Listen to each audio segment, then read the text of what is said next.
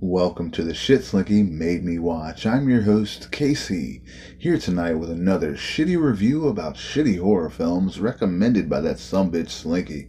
I'm here to talk to you about Psychomania, released in 1973, and with this one I felt a little bamboozled, if you will. Basically in the description of the movie, it mentions a outlaw biker gang that basically turns zombies, and I was really hoping to see zombies riding around on motorcycles, which never happened, so that was a bit of a letdown. The movie opens up with the biker gang basically riding in circles to some slow music with credits rolling, so that was a bit of a letdown, a very slow opening. A little bit later in the movie, the head biker guy, he goes into a room and looks into this mirror, and basically looks like he's watching his old childhood memories, and there's a frog in there for some reason, but you don't really find out what's up with this frog until the end of the film. I'm not going to spoil that. The gang's name is the Living Dead, which felt completely unoriginal and just taken from Night of the Living Dead. The head biker basically believes that if he kills himself, he'll be able to come back as basically immortal. And he does that and does come back and is able to basically do anything he wants and nobody can hurt him. But this biker gang is, whenever you really think about outlaw biker gang, you think of like a really tough type crew, and this is just basically like a bunch of Justin Biebers and their girlfriends riding around on bikes and basically going into like town and it's like a market and messing with people, knocking them over and stuff. Things you just would never normally see a biker gang do.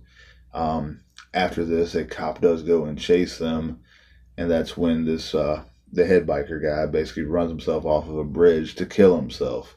But the bridge that he runs off of is not very high up, so it wasn't very believable that he would have died. Almost looked like something he probably could have survived.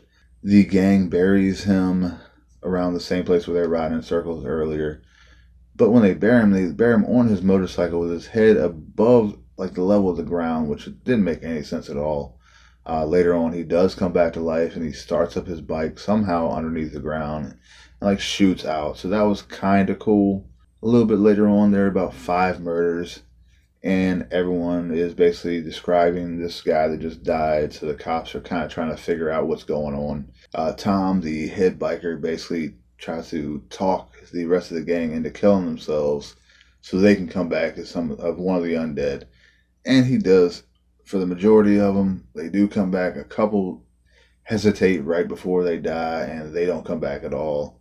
4 of them, while in the morgue, they end up coming back to life. One's like knocking on the window to get the guy's attention to let him out. Pretty cheesy, but they all end up going missing, and the guys working at the morgue don't really know what's going on. Later on, the entire gang, they go and ride through a grocery store just to mess with people. Once again, something a outlaw biker gang just doesn't do.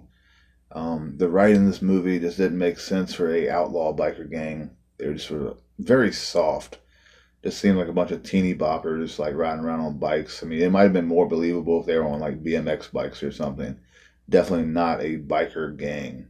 Overall, this movie just was extremely boring. Not something I could ever recommend. It's kind of like when a girl asks you, like, how was she in bed? Well, I've had better. Give this one shit stain.